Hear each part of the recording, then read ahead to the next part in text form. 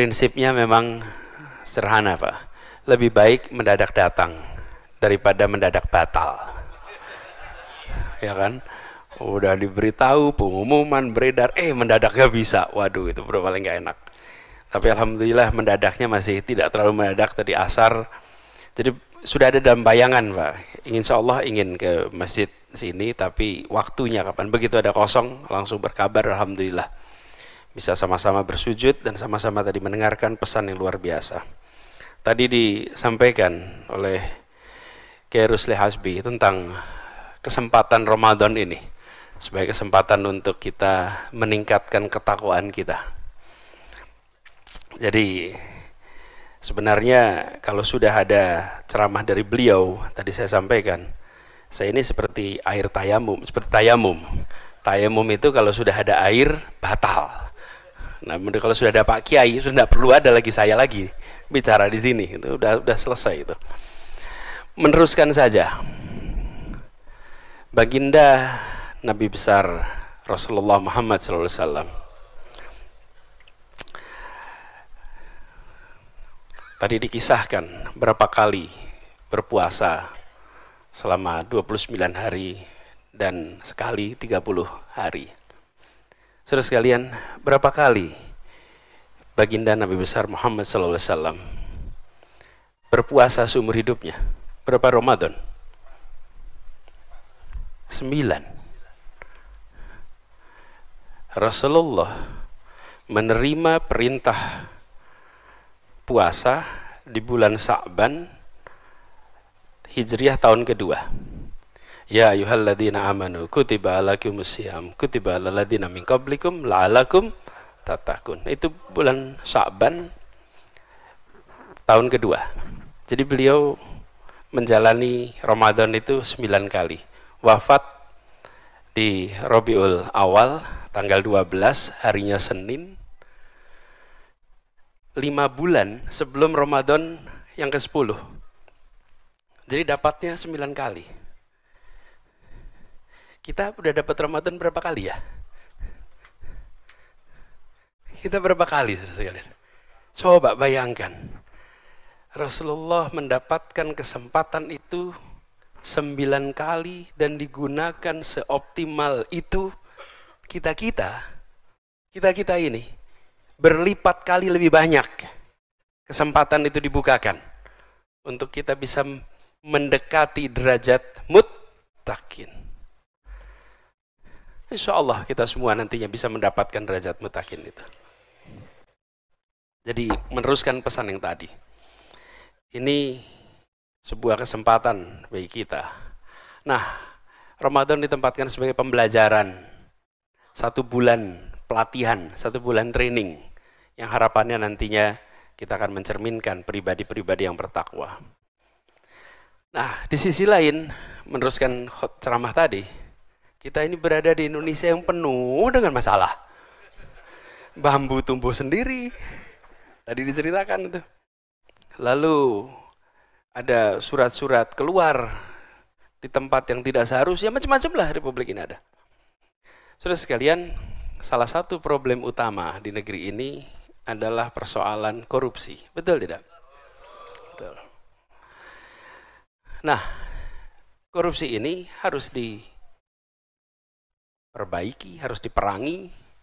Nah, bagian memerangi itu aparat penegak hukum.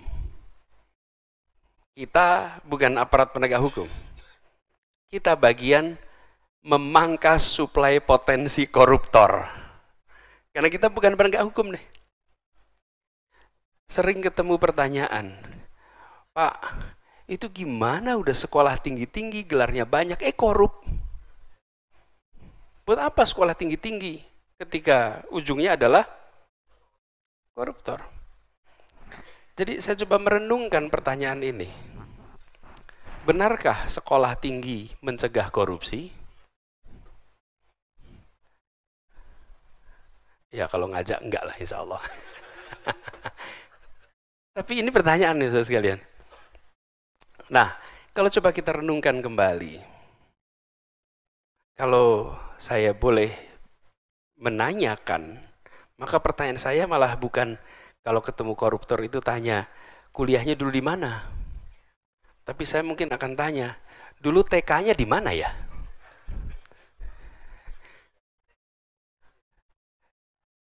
Kenapa? Saudara sekalian, Bapak sekalian saya hormati, soal mengambil yang bukan haknya, itu adalah pelajaran usia dini. Itu pelajaran usia dini. Ketika anak-anak di usia 0 sampai 6 tahun, itu diajari mana yang menjadi haknya dan mana yang bukan menjadi haknya. Diajarinya itu di usia dini. Kalau di usia dini tidak diajarkan tentang prinsip-prinsip, nilai-nilai dasar, maka ke depannya itu akan kita panen masalah.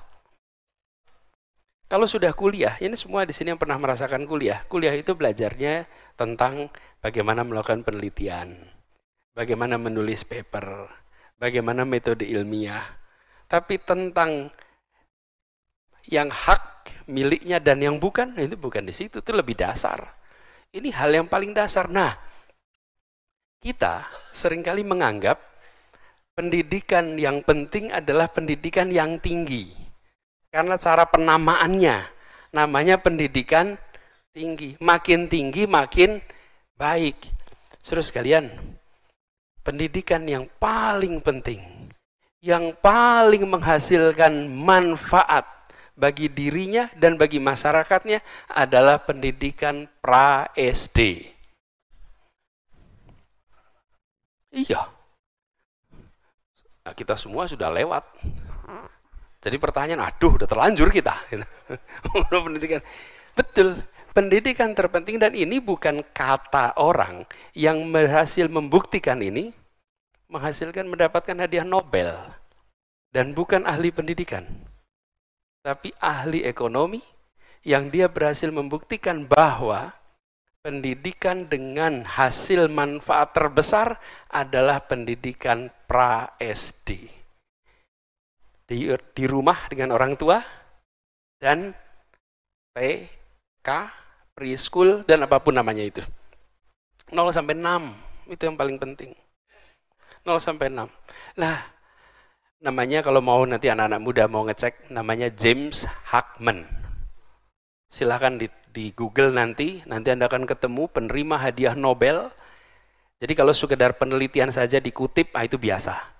Tapi kalau sampai menerima hadiah Nobel karena temuan, itu baru luar biasa. Kenapa luar biasa? Karena mengejutkan. Selama ini kita sering berpandangan bahwa pendidikan itu makin tinggi makin penting. Ini ternyata dibentukkan dasar. Nah, ketika sampai dasar, bicara tentang korupsi, kejujuran di rumah mulainya. Nah, kalau kita tidak secara serius membereskan ini, dan hanya mengandalkan penegakan hukum sulit. Bayangkan, jadi ayah naik mobil. Tanpa sadar melanggar rambu-rambu lalu lintas. Ada petugas. Kalau melanggar rambu nggak ada petugas, aman. Kita kan sering sekali belum taat hukum, tapi taat penegak hukum. Jadi kalau belum ada penegaknya, ya kita langgar. Ada petugasnya. Terus diberhentiin. Begitu diberhentiin, si suami, si bapak yang dalam satu mobil, ada anaknya, ada istrinya, langsung nengok ke kiri, ke istrinya, bu, buka tasnya bu, ambil uangnya bu. Ini bapak ini sedang mengajarkan kepada semua anak-anaknya bahwa menyogok itu adalah wajar. Lalu diminta STNK, uangnya diselipin di dalam STNK, diajari semobil itu. Diajari. Setelah itu selesai, lalu di jalan, memang polisi itu korup. Yang korup siapa? Petugas belum minta, dia udah nyiapin. Nanti pulang ke diskusi, negeri ini koruptor. Lah ya bapak di rumah tadi ngajarin anak-anak korup. Saudara sekalian, begitu banyak kebiasaan-kebiasaan keseharian kita yang sesungguhnya tanpa kita sadari tidak membuat kita bisa memangkas suplai koruptor di Republik ini. Kita senang kalau penegak hukum itu berhasil menegakkan hukum dengan benar. Tapi kita juga lebih senang kalau kita sama-sama mencegah munculnya pribadi-pribadi koruptif. Dari mana? Dari rumah-rumah kita. Dari rumah-rumah kita.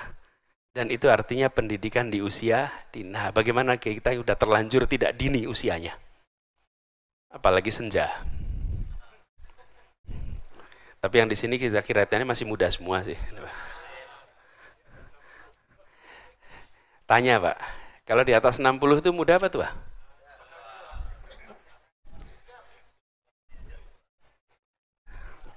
Gini. Saya boleh usul ya definisi. Disebut muda dan tua itu bukan hitungan tahun umur biologisnya.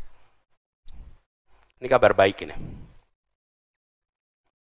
Bila yang dibicarakan adalah masa lalunya, maka dia tua. Bila yang dia ceritakan adalah soal masa lalu, dia tua. Bila yang dibicarakan masa depannya, dan bila yang dia bicarakan adalah tentang masa depan, dia masih muda. Cocok nggak tuh? Cocok. Jadi kalau lihat ada ustadz bicara, mulainya dengan kalimat dulu, ini udah tua ini. Ini udah tua ini. Ini tanda-tanda tua nih kalau mulainya dulu, ini udah tua ini. Tapi kalau mulainya besok, ini masih muda nih. Ini masih muda. Jadi tua muda ini soal perspektif. Apabila, kenapa tidak ada rumusnya Bapak Ibu? Apa? Saya tanya, besar sama kecil, ada ukurannya nggak? Nggak ada. Disebut besar bila gimana? Abstrak. Disebut kecil? Abstrak. Jauh, dekat, abstrak. Disebut jauh itu kan tergantung titik berangkatnya dari mana, bukan? Ke Mekah itu dekat sekali. Kalau dari Jeddah.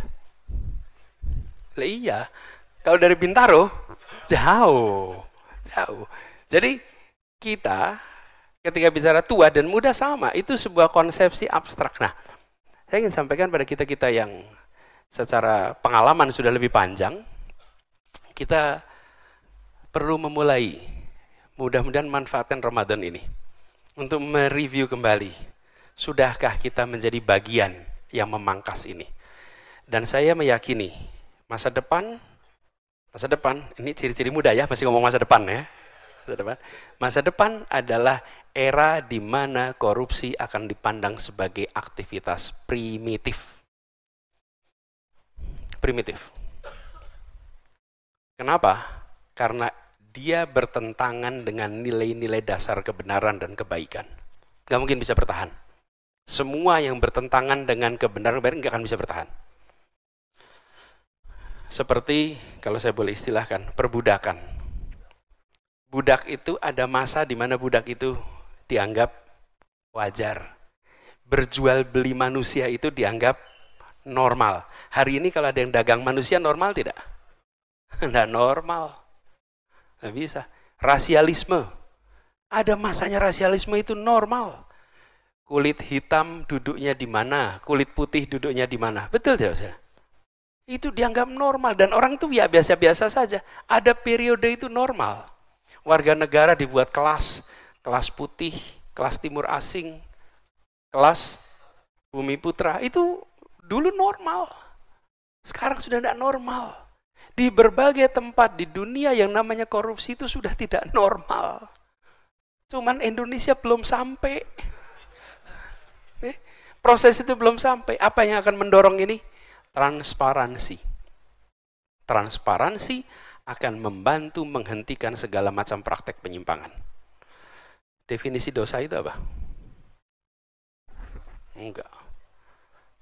Menurut Rasulullah apa definisi dosa?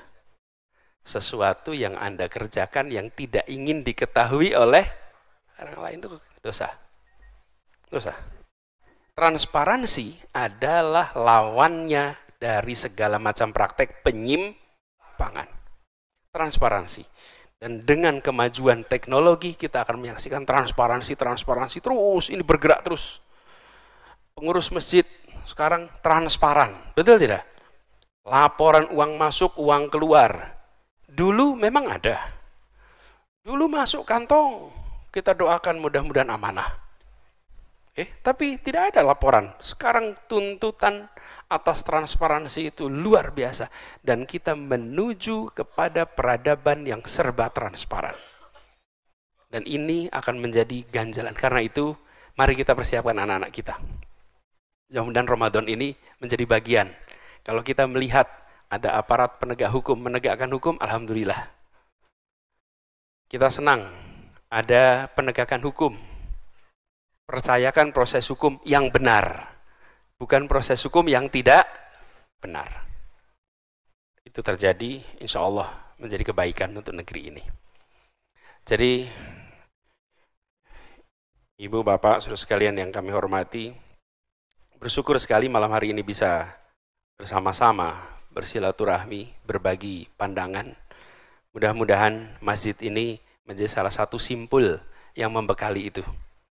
Mudah-mudahan ada kegiatan untuk orang tua kita agar di Masjid Raya Bintaro Jaya ini dibekali orang tua kita.